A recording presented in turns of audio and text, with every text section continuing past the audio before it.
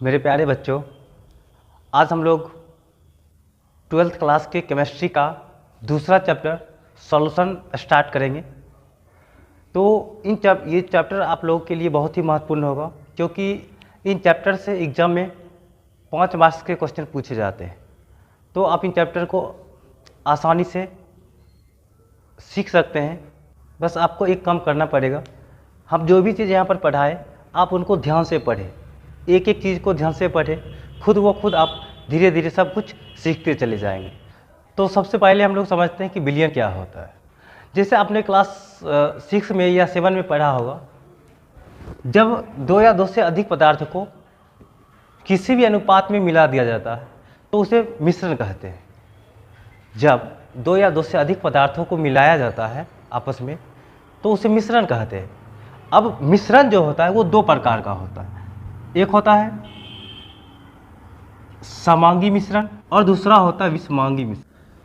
तो यहाँ पर देखिए आप, ये जो विषमांगी मिश्रण है आपको, ये समांगी मिश्रण है, आपको इन चीज़ों के बारे में समझना है।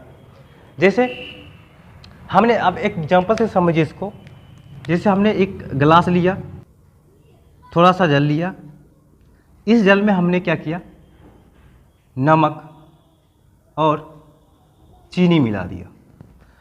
जब इस जल में नमक और चीनी को हम मिलाएंगे तो आप यहाँ पर देखेंगे कि ये जो नमक, चीनी और जल का जो मिश्रण बना, आपको इन मिश्रण में ये दिखाई नहीं पड़ेगा कि इन मिश्रण में कौन कौन सी चीज़ मिलाया गया है, ये चीज़ आपको दिखाई नहीं पड़ेगा।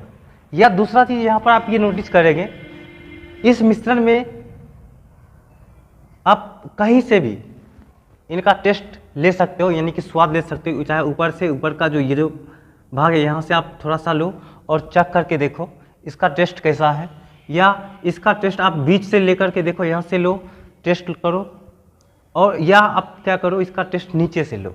तो कहीं से भी जब आप इसको चखोगे तो इसका स्वाद जो होगा, यानी कि टेस्ट जो होगा, वो एक समान होगा। तो इस प्रकार के मिश्रण को हम लोग समांगी मिश्रण कहते हैं। क्या कहते हैं? समांगी मिश्रण कहते हैं। तो आपको समझ आया समांगी मिश्रण क्या होता है? समांगी मिश्रण में क्या होता है कि मिश्रण का, यानी कि जो मिश्रण बना उसका प्रत्येक भाग का संघटन क्या होता है, समान होता है, एक समान होता है। यानी कि इसको आप जब कहीं से भी चखोगे तो इसका स्वाद क्या होगा, एक समान मिलेगा आपको। तो ये कहलाएगा समांगी मिश्रण। अब हम लोग समझते हैं विलयन क्या होता है। यहाँ पर देखिए हमने पहले से लिख रखा है ताकि वीडियो ज़्यादा लंबा ना हो, इसीलिए हमने पहले से यहाँ पर लिख रखा है। 2 या 2 से अधिक पदार्थों के समांग मिश्रण को विलयन कहते हैं। यानी कि जब हम 2 या 2 से अधिक पदार्थों को मिलाएंगे तो उसका जो समांग मिश्रण होगा वो विलयन कहलाएगा। फॉर एग्जाम्पल, जैसे हमने यहाँ पर लिया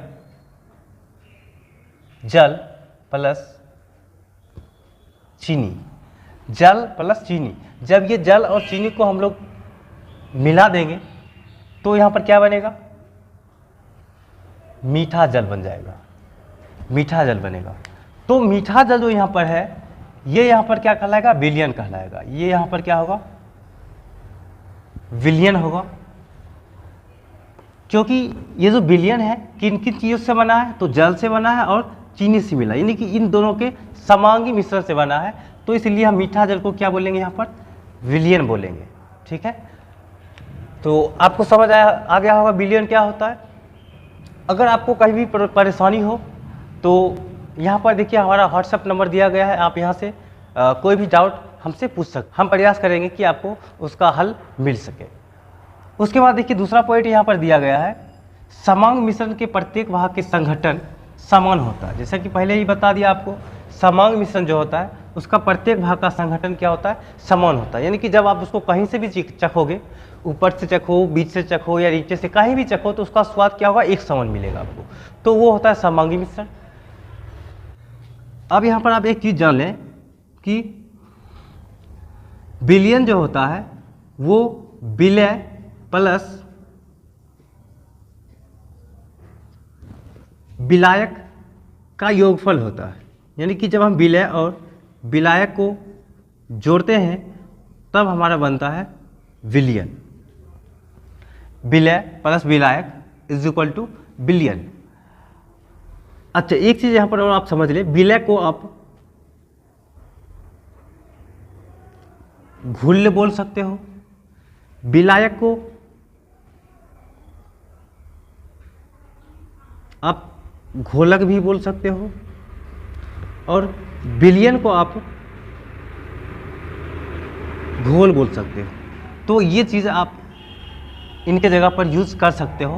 कहीं कहीं आपको विलय की जगह पर घुल्य भी मिल सकता है, विलायक की जगह पर घोलक मिल सकता है, और विलयन की जगह पर घोल मिल सकता है।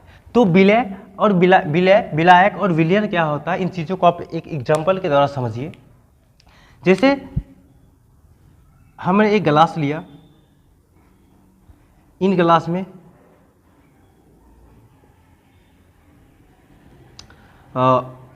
100 ग्राम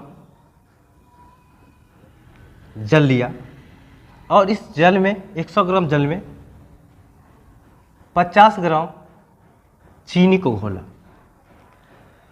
तो यहाँ पर आप देख पा रहे हैं कि चीनी को कौन घुला रहा है, अपने अंदर कौन घुला रहा है, तो जल घुला रहा है।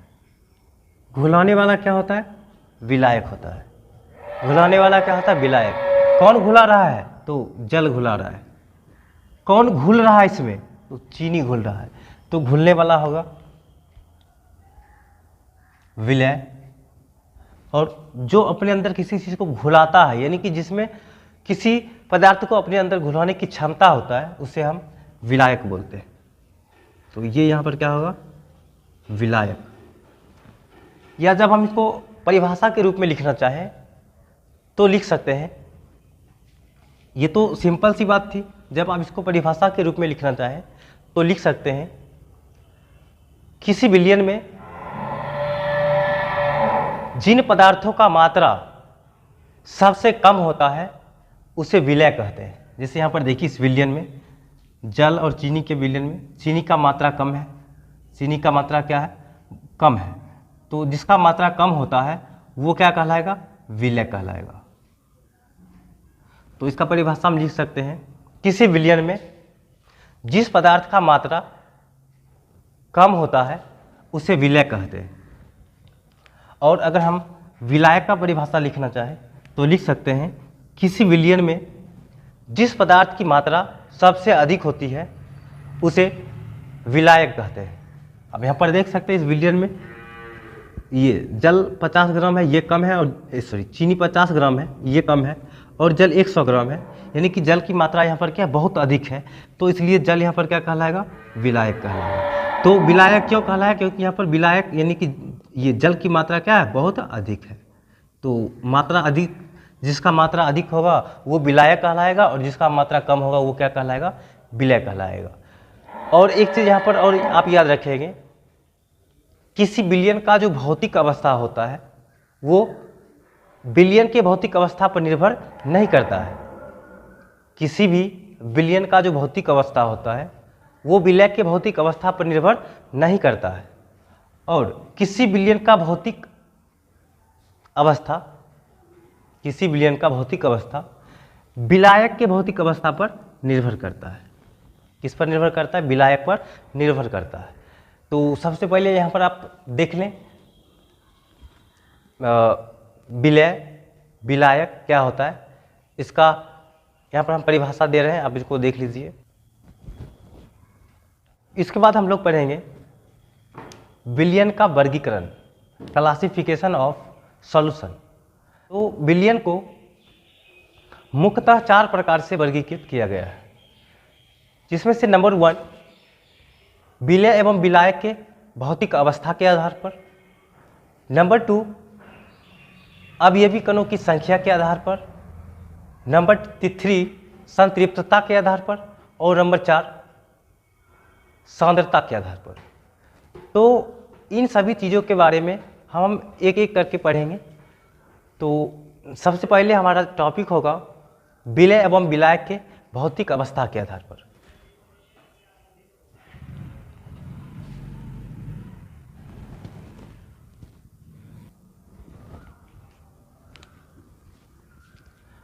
विलय एवं विलायक के भौतिक अवस्था के आधार पर विलयन मुख्यतः 9 प्रकार का होता है। अब यहाँ पर देख पा रहे हैं आप, क्रम संख्या 1 से 9 तक दिया गया है। अब यहाँ पर देखिए विलायक, ये विलायक और ये विलय है।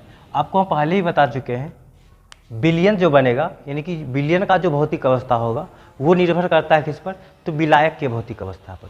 क्यों? क्योंकि आपको इससे पहले हमने बताया अभी तुरंत कि विलायक का जो मात्रा होता है वो अधिक होता है, तो अधिक होने के कारण तो विलयन का जो भौतिक अवस्था होगा वो निर्भर करेगा किस पर, तो विलायक पर करेगा। तो देखिए यहाँ पर किस तरह से, जैसे यहाँ पर अगर हमने विलायक लिया द्रव और विलय लिया ठोस, यानी कि विलायक की मात्रा द्रव यानी कि ये अधिक है और विलय क्या है, कम है, तो विलयन जो बनेगा, विलयन का जो प्रकार होगा वो कैसा होगा, तो द्रवीय विलयन। विलयन कैसा बनेगा, तो द्रवीय विलयन बनेगा। क्यों? क्योंकि यहाँ पर देखिए विलायक क्या है, द्रव है, तो विलयन भी द्रवीय ही होगा क्योंकि इसका मात्रा अधिक होता है, तो द्रवीय विलयन। इसका उदाहरण आप देख सकते हैं, जल में चीनी का मिश्रण, जब आप जल में चीनी को घोलोगे तो वो विलयन क्या बनेगा, द्रवीय विलयन बनेगा। तो ये इसका एग्जाम्पल होगा जल में चीनी का विलयन। उसके बाद दूसरा द्रव विलायक है और द्रव क्या है यहाँ पर, गैस, ये विलय है। विलायक भी द्रव और विलय भी द्रव। तो इस प्रकार का जो विलयन बनेगा वो कौन सा विलयन बनेगा, तो द्रवीय विलयन बनेगा। द्रवीय विलयन यहाँ पर ये द्रवीय विलयन का चिन्ह है क्योंकि पहले द्रवीय विलयन लिखा गया, उसके बाद ये इसका डॉट है, डॉट लाइन के द्वारा इसको हम दर्शा रहे हैं। तो ये भी द्रवीय विलयन होगा। फॉर एग्जांपल जल और एल्कोहल का विलयन, यानी कि यहाँ पर देखिए जल भी क्या है, द्रव है और एल्कोहल भी क्या है, द्रव है। तो यहाँ पर द्रव में द्रव का विलयन है, तो विलयन का प्रकार कैसा, द्रवीय विलयन हुआ। क्यों? क्योंकि विलायक द्रव है, द्रव की मात्रा अधिक है। इसके बाद अगला पॉइंट है, तीसरा विलयन है, द्रव विलायक है और गैस विलय है, तो विलयन का प्रकार क्या होगा, तो द्रवीय विलयन होगा। तो यहाँ पर देखिए द्रवीय विलयन, ये द्रवीय विलयन है। फॉर एग्जांपल स्प्राइट, या आप सोडा वाटर ले सकते हैं। स्प्राइट में क्या होता है, विलायक द्रव होता है और उसमें गैस मिलाया जाता है। स्प्राइट में क्या होता है, द्रव के साथ उसमें गैस मिलाया जाता है, तो ये इसका एग्जाम्पल हो जाएगा। उसके बाद चौथा आप देख सकते हैं, विलायक गैस, विलायक क्या है, गैस है और विलय क्या है, ठोस है। तो विलयन का जो प्रकार होगा वो कैसा होगा, तो गैसीय विलयन बनेगा। क्यों? क्योंकि ये विलायक का मात्रा यहाँ पर अधिक है। क्या आप समझ पा रहे हैं? तो यहाँ पर क्या है, गैस का मात्रा अधिक है तो गैसीय विलयन होगा। फॉर एग्जाम्पल धुआं, आप धुआं को इसका एग्जाम्पल समझ सकते हैं। इसमें विलायक क्या होता है, गैस होता है। जैसे आपने देखा होगा धुआं जब होता है तो उसमें क्या होता है, धुआं क्या है, गैस है, उसमें उस गैस में बहुत सारा पार्टिकल्स होते हैं, छोटे छोटे पार्टिकल्स होते हैं, तो वो गैस, वो ठोस होते हैं जो आपको दिखाई नहीं पड़ता है, जिसको आप अगर आराम से देखना चाहे सावधानीपूर्वक तो उसको आप देख सकते हैं। अगर उस तरह से भी नहीं दिखाई पड़े तो आप उसको माइक्रोस्कोप की सहायता से देख सकते हैं। उसमें उस धुआं में क्या होता है, उस गैस में क्या होता है, ठोस का भी कण होता है। तो ये विलयन जो कैसा, विलयन जो बनेगा कैसा विलयन होगा, तो गैसीय विलयन होगा। क्यों? क्योंकि यहाँ पर गैस की मात्रा अधिक है और उसमें ठोस का मात्रा कम होता है, यानी कि विलय का मात्रा कम होता है। तो इसका एग्जाम्पल धुआं हो गया। इसके बाद पांचवा, गैस विलायक और द्रव विलय। तो विलयन का प्रकार कैसा, गैसीय विलयन होगा क्योंकि गैस की मात्रा अधिक है। फॉर एग्जाम्पल वायु में जलवाष्प, आपने देखा होगा सुबह सुबह जब ठंडी के मौसम में कोहरा लगता है, कोहरा जिसको आप लोग बोलते हो ना, जिसको आप बोलते कुहासा लगा हुआ है, तो उसमें क्या होता है, उसमें वायु में क्या होता है, जलवाष्प होता है। तो वायु क्या है, वायु एक गैस का मिश्रण है। वायु में क्या होता है, गैस होता है और उस गैस में क्या होता है, जलवाष्प होता है, जिसी को हम लोग क्या कहते हैं, कोहरा कहते हैं ना, या उसको आप ओस बोलते हो ना, ओस ठेठ भाषा में।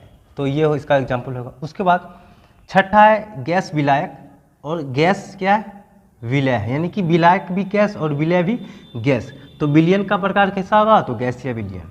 यहाँ पर देखिए विलायक गैस तो विलयन भी गैस।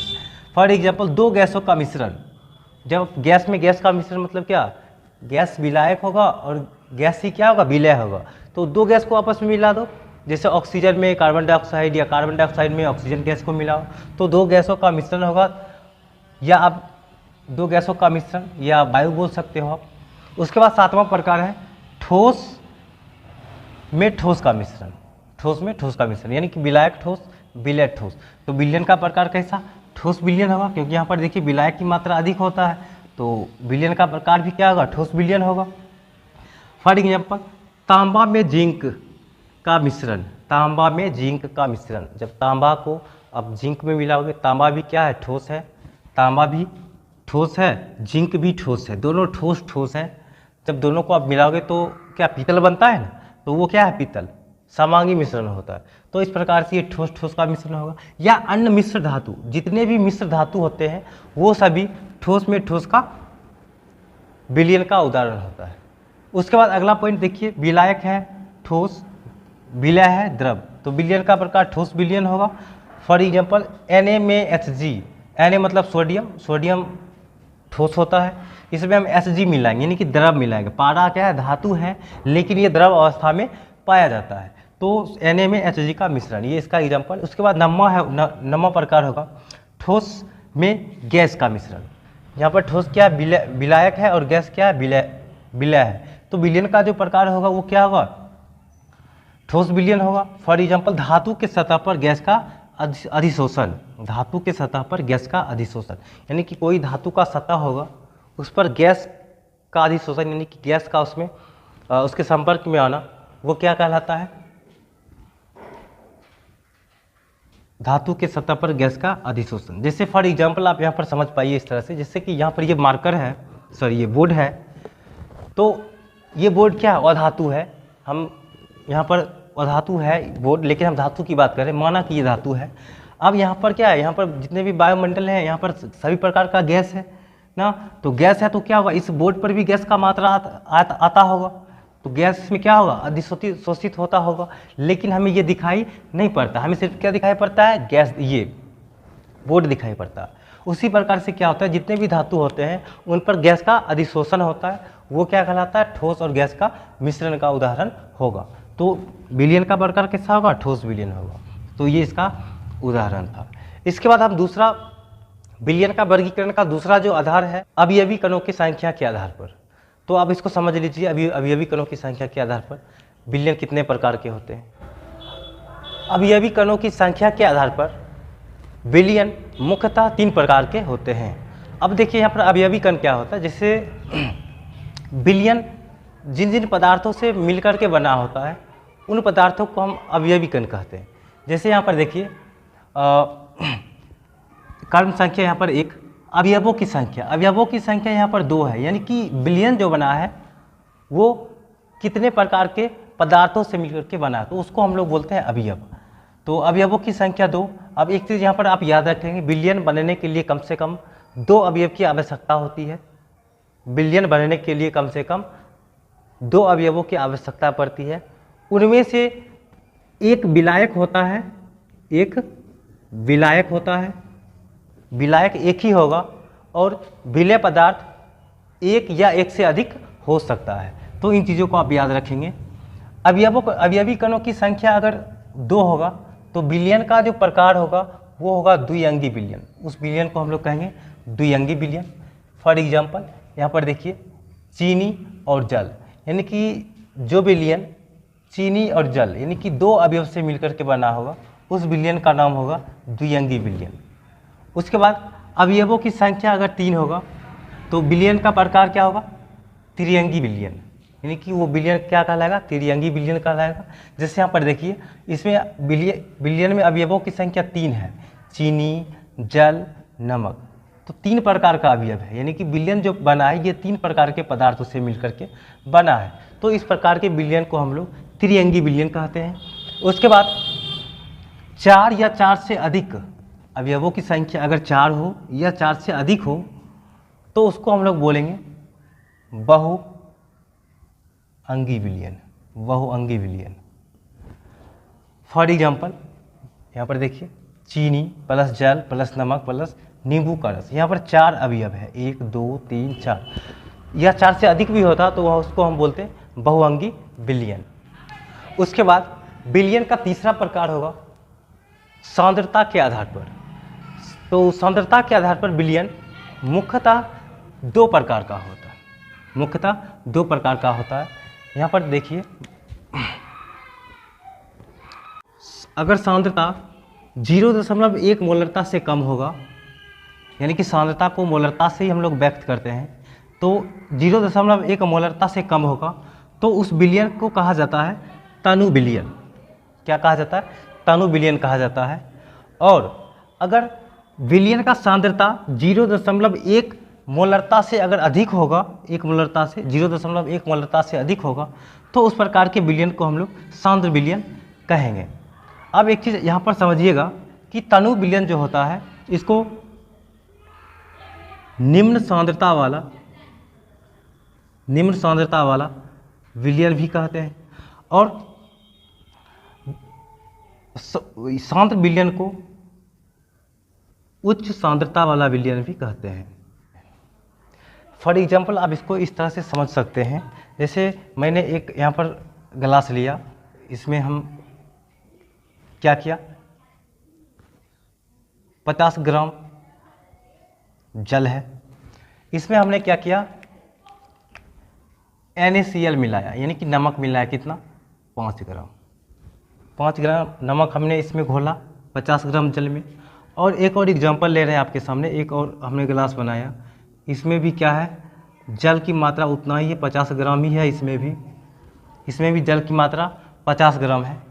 हमने इसमें क्या किया कि इसमें भी हमने NaCl डाला, लेकिन 10 ग्राम डाला। कितना डाला? 10 ग्राम डाला। तो आप ये बताइए कि इसमें जो नमक मैंने 50 ग्राम डाला ये ज़्यादा गाढ़ा होगा या उतना ही पानी में, यानी कि 100 ग्राम पानी में ही 10 ग्राम हमने NaCl डाला, तो दोनों में कौन ज़्यादा गाढ़ा होगा? तो आप कहोगे ये, क्योंकि यहाँ पर विलय का मात्रा अधिक है और यहाँ पर विलय की मात्रा कम है, तो ये कम गाढ़ा होगा और ये क्या होगा, अधिक गाढ़ा होगा। तो यानी कि कम गाढ़ा हुआ मतलब इसका सांद्रता क्या होगा, सांद्रता कम होगा। तो कम सांद्रता होगा तो हम इसको कहेंगे निम्न सांद्रता वाला विलयन। क्या कहेंगे? निम्न सांद्रता वाला विलयन। और इसमें देखिए, इसमें उतना ही जल में NaCl की मात्रा अधिक है, तो इसको हम बोलेंगे इसका सांद्रता क्या होगा, अधिक होगा, यानी कि गाढ़ा ज़्यादा होगा तो उसका सांद्रता क्या होगा, ज़्यादा होगा, अधिक होगा, उच्च होगा। तो इस प्रकार के विलयन को हम क्या कहेंगे, उच्च सांद्रता वाला विलयन। क्या कहेंगे? उच्च सांद्रता वाला विलयन। इसके बाद विलयन का चौथा प्रकार होगा संतृप्तता के आधार पर।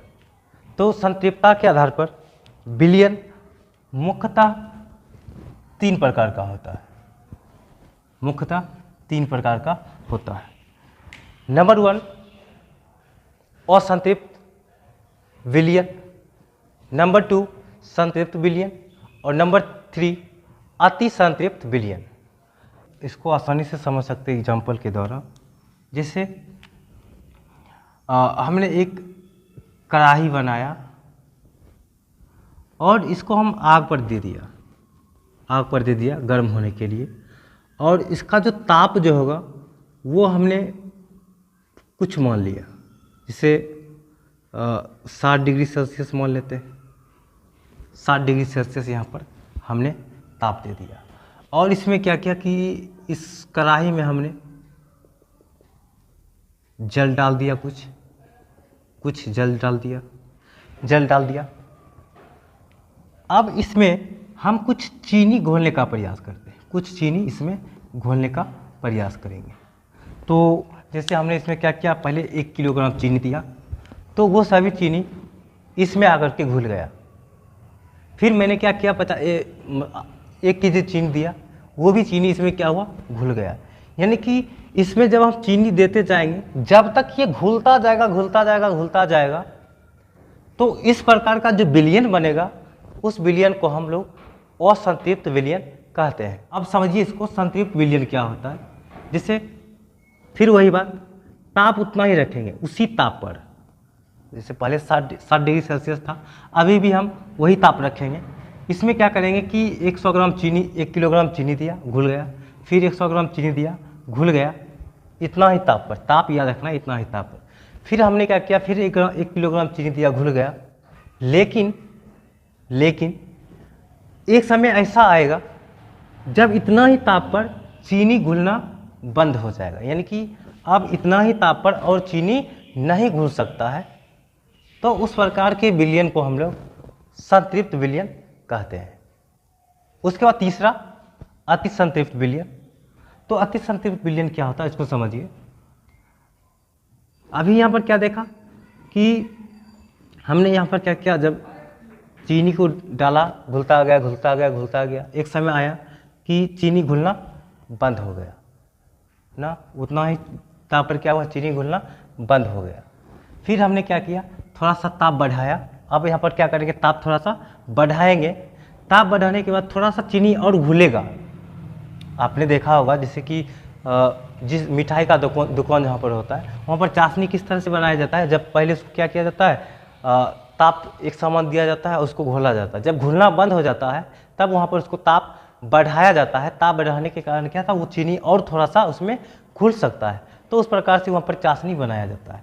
तो यहाँ पर क्या हुआ कि थोड़ा सा ताप बढ़ाया और चीनी थोड़ा सा घुला, लेकिन कुछ समय बाद ऐसा होगा कि इस पर हम कितना भी ताप बढ़ाएं, 60 डिग्री सेल्सियस से 70 कर लिए, 80 कर लिए, कुछ भी कर लें, और चीनी इसमें घुलने वाला नहीं है। तो उस प्रकार के विलयन को हम लोग अति संतृप्त विलयन कहेंगे। तो यहाँ पर हम तीनों का परिभाषा लिख देते हैं। सबसे पहला असंतृप्त विलयन, तो इसका परिभाषा लिख सकते हैं, वैसा विलयन जिसमें उसी ताप पर और विलेय पदार्थ घुल सकता है उसे संतृप्त विलयन, उसे असंतृप्त विलयन कहते हैं। उसके बाद दूसरा संतृप्त विलयन, तो वैसा विलयन जिसमें उसी ताप पर और विलेय पदार्थ नहीं घुल सकता है उसे संतृप्त विलयन कहते हैं। नंबर 3 अति संतृप्त विलयन, तो वैसा विलयन जिसमें किसी भी ताप पर और विलेय पदार्थ नहीं घुल सकता है उसे अति संतृप्त विलयन कहते हैं। तो आज के लिए हमारा टॉपिक आज के लिए बस इतना ही रहेगा। अगर आपको वीडियो अच्छा लगा तो मेरे चैनल को सब्सक्राइब कर लें, ताकि जितने भी वीडियो हम YouTube पर अपलोड करें तो उसका नोटिफिकेशन सबसे पहले आप तक जा सके। तो आज के लिए इतना ही रहेगा। अगला जो टॉपिक हमारा होगा वो होगा सांद्रता। सांद्रता, क्योंकि हमने अभी पढ़ा विलयन का जो प्रकार होता है वो सांद्रता के आधार पर भी होता है। तो सांद्रता क्या होता है, उन चीज़ों को हम वहाँ पर सीखेंगे।